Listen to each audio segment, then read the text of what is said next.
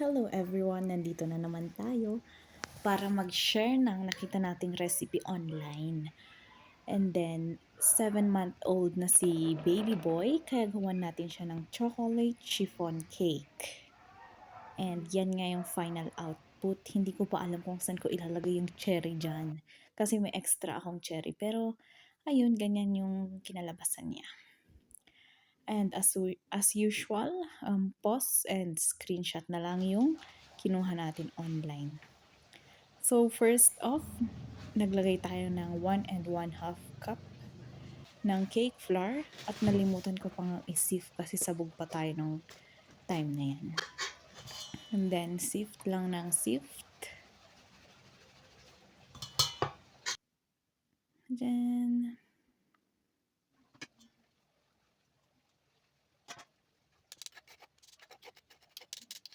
by the way, yung procedure ng ginawa natin, based rin sa online. And then I added 1/2 cup ng cacao powder, Ben's drop. And then white sugar, 3/4. Hindi ko na sinift since pino naman siya. And 1 tablespoon baking powder. And 1/4 TSP salt. And then mix lang. For the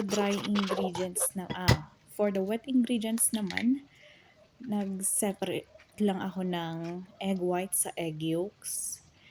At maling-mali pa nga ako dyan since wala na akong lagayan. Nilagay ko sa mangkok, which is very wrong kasi marami pala yung liquid. Pero sinalin ko naman afterwards. And then I added my oil. Dyan sa procedure na yan, nagtaka ako. Usually, di ba kasi egg yolk, tapos sugar, saka natin i-beat. Ganon yung usual na procedure natin. Pero, ginaya ko lang yung nasa recipe. So, medyo pangit yung kinakalabasan. Pero ganun na nga. Dapat, para sa akin, mas masarap yung output. Mas fluffy siya pag minix mo na yung egg yolk at sugar, hindi sa dry ingredients. Kasi yung dry ingredients, bumababa siya. Basta hindi na may mix ng maayos. Tapos yun na nga, ginawa ko na yung meringue. And mise en place lang tayo sa sugar para diretsong lagay na. Nilagay ko yung cream of tartar muna bago yung sugar. And then mix lang ng mix hanggang sa maging soft peak na ito. Yan.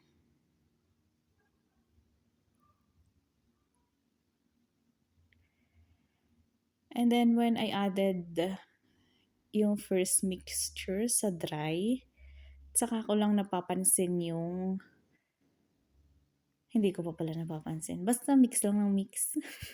Magulo talaga tayo. Sorry na.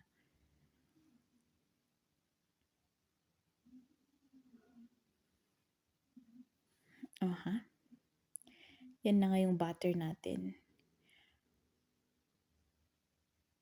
Siguro magsa-search na lang ako sa emulsify, yung pag-emulsify ng mga ingredients. Kasi parang kulang ata ako sa mix ng wet ingredients kanina. Kaya hindi nag-incorporate yung egg whites natin dyan sa first batter.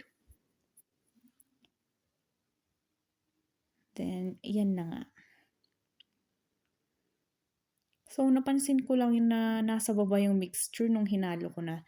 Kung mapapansin nyo, black yung last na part. So, nasa baba talaga yung mga flour. Hindi siya nag-incorporate gaano sa meringue natin. Kaya minix ko muna siya saglit. And then, tap, lagay sa oven. Tapos, sinabay ko na rin yung paggawa ng ganache. All-purpose cream dapat talaga yung ginagamit dyan. Kaso nga lang out of stock tayo. Nag-search naman ako sa internet. Sabi nila, 3:1 daw yung ratio pag milk yung gagamitin.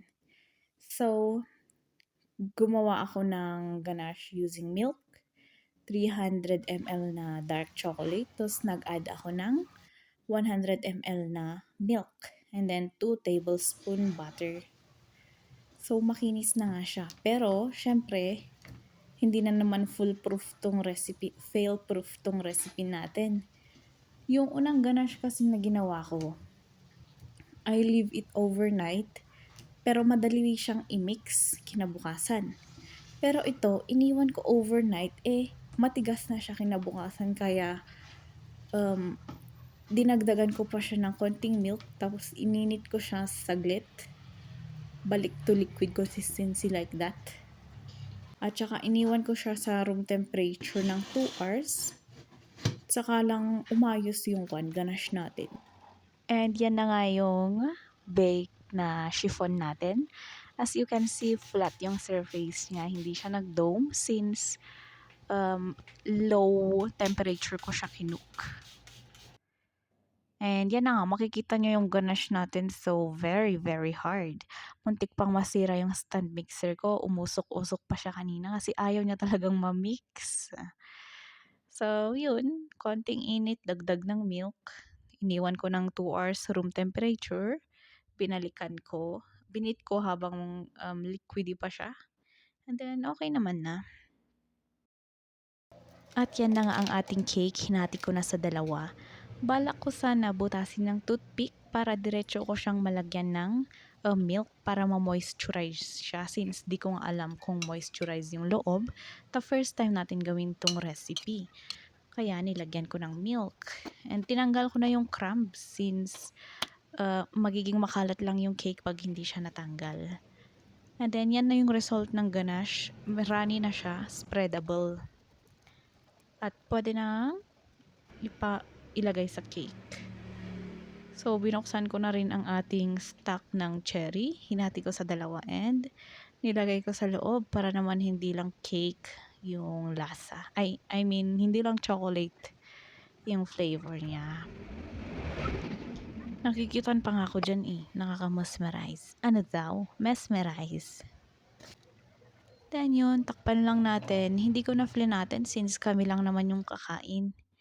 And then another toothpick, lagay-lagay ng milk. Then yung natirang ganache, spread lang, ganun. Oh well, nung tinikman ko kanina tong cake natin, masyadong mabigat yung cake, hindi siya fluffy na yung gaya ng nabibili natin sa bakery na chiffon cake. Masyadong hard, hindi light. So, siguro magte-test ako ng sarili kong recipe. Magtitweak ako ng onti lang para maging chocolate.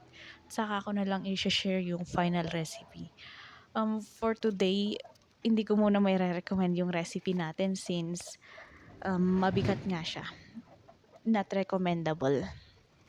Di ba kasi pag chiffon cake, iniisip natin light. Although moist naman siya at masarap, pero may katigasan, ayoko yung recipe. At yan na nga yung final product natin. Hindi ko pa alam kung saan ko ilalagay yung cherry. So, happy 7th month sa aming baby boy. Charan!